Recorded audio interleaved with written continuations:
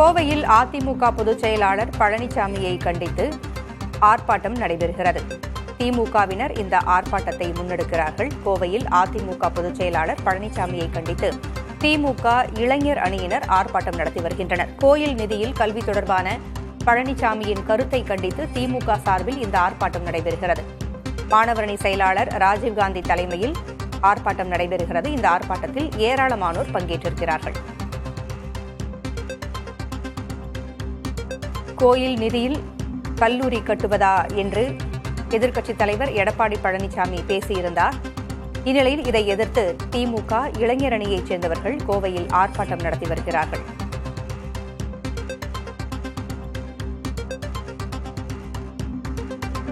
விவரங்களை வழங்க செய்தியாளர் பிரவீன் இணைந்திருக்கிறார். பிரவீன், திமுக சார்பில் பழனிசாமியை கண்டித்து ஆர்ப்பாட்டம் நடைபெறுகிறது. கூடுதல் விவரங்கள் என்ன? பூங்குழலி கோவை சிவானந்தா காலனி பகுதியில் திமுக மாணவரணி சார்பில் இந்த ஆர்ப்பாட்டமானது நடைபெற்றுக் கொண்டிருக்கிறது. ஆர்ப்பாட்டத்தில் அந்த மாணவரணியின் செயலாளர் ராஜீவ்காந்தி தலைமையில் இந்த ஆர்ப்பாட்டமானது நடைபெற்று வருகிறது.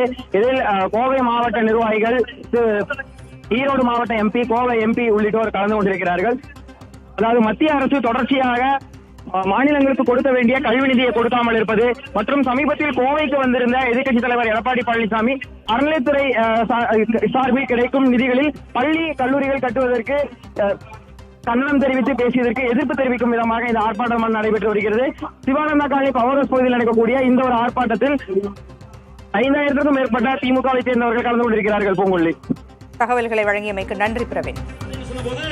இந்தியாவில் திமுக என்கிற இந்த கரைவேட்டி கட்டிய இந்த இதயத்துக்கு சொந்தக்காரன் எங்கள் தாத்தன், பாட்டன், முப்பாட்டன் தான் இந்த கொள்கை கூடாது என்று உறக்க சொன்னோம். எடப்பாடி ஆண்ட போதும் இதே மாணவர் படை எங்களுடைய முன்னாள் மாநில செயலாளர் மரியாதைக்குரிய அந்த சிவிஎம்பி எழிலரசன் எங்கள் மாணவர்களுடைய தொண்டர்களை திரட்டி வீதி வீதியாய் போனார். நாங்கள் எதிர்கட்சியாக இருந்த போது எங்கள் உதயநாவுடைய உத்தரவை ஏற்று நாங்கள் வீதி வீதியாய் பிரச்சாரம் செய்தோம், ஆர்ப்பாட்டம் போராடினோம், நிதி வேண்டும் என்று ஆளுநரை கேட்டோம்.